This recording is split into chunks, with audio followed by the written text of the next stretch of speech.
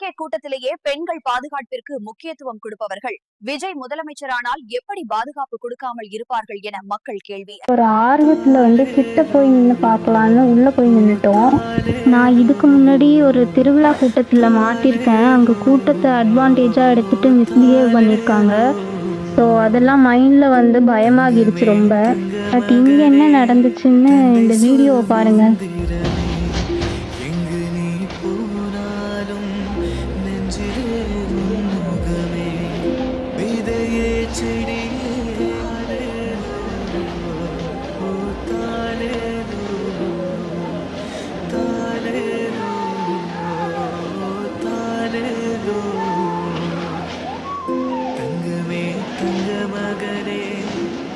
They protect me as அவங்க வீட்டு பொண்ணு மாதிரி.